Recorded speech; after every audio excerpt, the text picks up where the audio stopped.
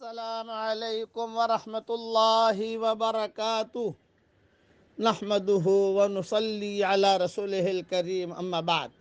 آج کا سبق سن لیجئے۔ آج کے سبق کی سرخی ہے حضرت محمد صلی اللہ علیہ وسلم کی سیرت، پارٹ نمبر 300، سلسلہ وار قصہ جو باقی رہ گیا تھا غزوہ احد کا، وہ بیان کر رہا ہوں۔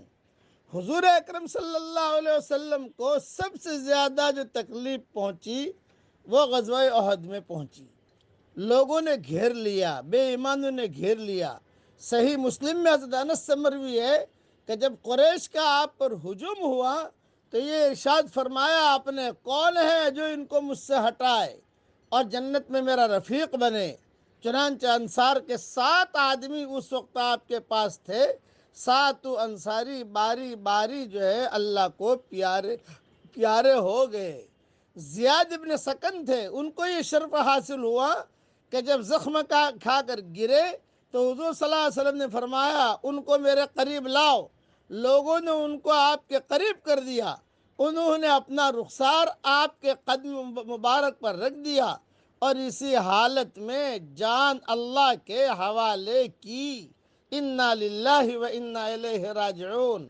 عتبہ ابن ابی وقاص، یہ سعد ابن ابی وقاص کے بھائی تھے، انہوں نے موقع پا کر ایک پتھر پھینکا جس سے نیچے کا دانت مبارک شہید اور نیچے کا ہونٹ مبارک زخمی ہوا۔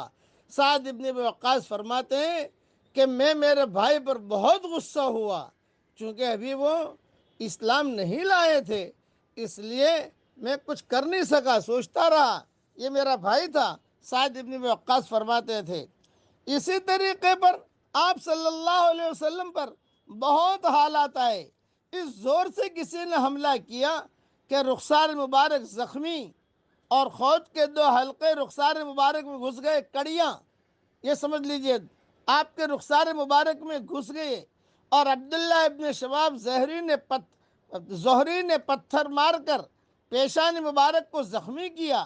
چہرہ انور پر جب خون بہنے لگا تو ابو سعید خدری کے والد ماجد مالک ابن سنان، یہ پہلے میں قصہ تھوڑا بیان کر چکا ہوں، ابو سعید خدری نہیں تھے، ان کے والد تھے، مالک ابن سنان نے تمام خون چوس کر چہرہ انور کو صاف کر دیا۔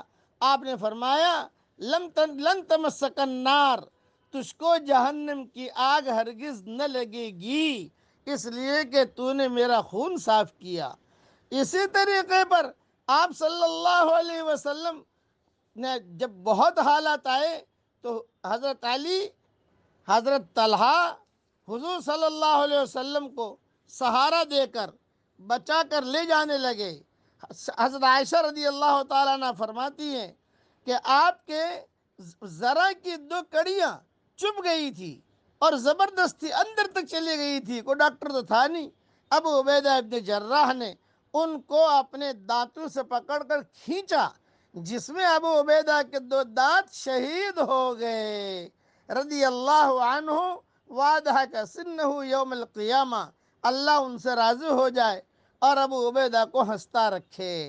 آپ صلی اللہ علیہ وسلم نے جب پہاڑ پر چڑھنے کا ارادہ کیا، احد پہاڑ پر، تو کمزور تھے، خون نکل چکا تھا، 2 زرہیں پہنی ہوئی تھی، اس وجہ سے بوجھ بھی نہیں اٹھا سکتے تھے۔ اس وقت حضرت طلحہ آپ کے نیچے بیٹھ گئے، آپ ان پر اپنے پیر رکھ کر اوپر چڑھے، اور حضرت زبیر فرماتے ہیں کہ میں نے اس وقت حضور صلی اللہ علیہ وسلم کو یہ کہتے ہوئے سنا، اوجب طلحہ، اوجب طلحہ، طلحہ نے اپنے لیے جنت واجب کر لی۔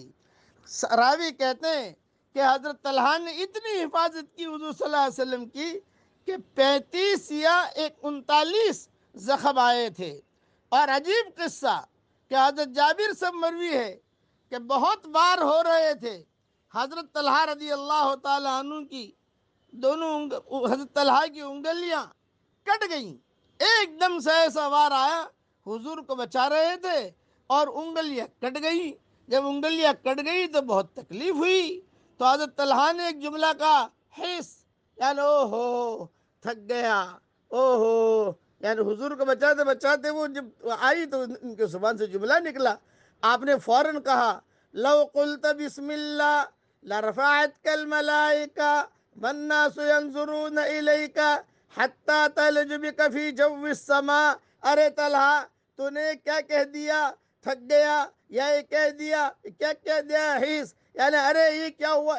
اگر تو بجائے حس کہنے کے بسم اللہ کہتا تو فرشتے تجھے اٹھا کر لے جاتے اور لوگ تجھ کو دیکھتے ہوتے یہاں تک کہ تو آسمانوں میں چلا جاتا.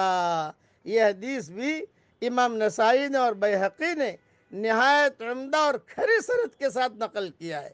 یہ حضرت طلحہ کو حضور صلی اللہ علیہ وسلم نے کہا احد کے میدان میں کہ تو نے کیا کہا؟ بسم اللہ کہتا.